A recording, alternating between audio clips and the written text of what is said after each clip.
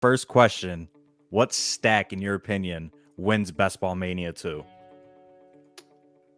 Name a stack. One stack. I will go with rapid fire. Putting him on the spot. Yeah, that's a hard one for rapid fire. I think one of the top 4 quarterbacks. I haven't looked at the week 17 or whatever championship is too closely, but I'll say I think Josh Allen and Diggs is really hard to fail. That's probably one of the chalk ones, but I think that's really hard to fail. Got some good bringbacks with Arizona in week 17. Joey, another question? Biggest fade in the first 3 rounds of fantasy, in your opinion? Yeah, probably Alvin Kamara for me, but I think if Jameis, and it looks like Jameis is going to win now, so maybe that'll end up looking bad. But I haven't been taking hardly any Kamara where he goes. Just I would take him like 5th or 6th, but he always goes like 3rd or 4th. Yep. Ben and myself's biggest fade is Travis Kelce and J.K. Dobbins in the 3rd round. Yeah. J.K. Dobbins, I just got J.K. Dobbins in one of those DK 555s at like literally the end of the 4th round. Like people are off J.K. Dobbins for sure. Do you think that J.K. Dobbins is just an overpriced Zach Moss? I think that's going a little bit too far. You're talking about the pass heaviest team in the league versus the run heaviest team in the league.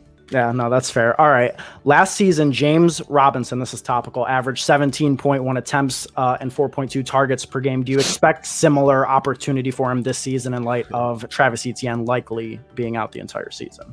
Yeah, I don't think they have much of a choice. I mean, Carlos Hyde at this point, I don't think it can be much of a contributor beyond maybe 5-6 between the tackles, carries a game. And so it sucks. You know, I haven't taken any James Robinson, but yeah. What a life to have James Robinson and then have Etienne go down. Yeah, that's pain. Higher ceiling in half PPR, James Robinson or Darrell Henderson? No, Darrell Henderson. Come on. I mean, all right. Joey? Kyle Pitts, highest drafted tight end of all time. 6'6", behemoth, godlike measurables, just an absolute beast. Clear-cut number 2 option in Atlanta. 4,300 on DraftKings in week 1. Are you playing them? Let's get a player take here for DraftKings week 1. I honestly haven't even looked at the salaries at all yet. That certainly sounds good. I'm sure that there's going to be like some 2,500 like Juwan Johnson or something like that, right? That like there's going to be other options. But stone punt. Yeah, Pitts sounds good, but you might not even need a stone punt because it's going to be so soft in week 1 anyway. Yep. So Pitts probably would make sense at 4,300, but I haven't even looked yet. You know. At who else there is. What skill position player outside of Stephon Diggs finishes with the most PPR points in 2021 on the Bills?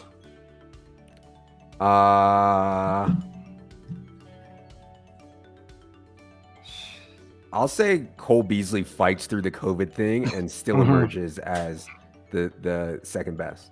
Yeah, after his recent song where he explained how heavy his nuts were, I think that's a pretty good bet. That's a pretty good bet.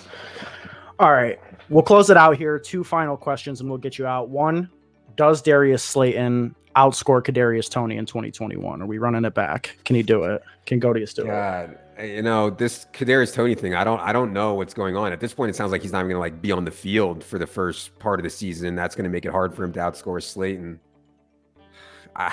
I do think draft capital matters so much. Like people always underestimate draft capital. Like the Giants are so incentivized to have Kadarius Toney look good so they can save face. That's not something that I would bet, but I would call it close to 50-50 right now.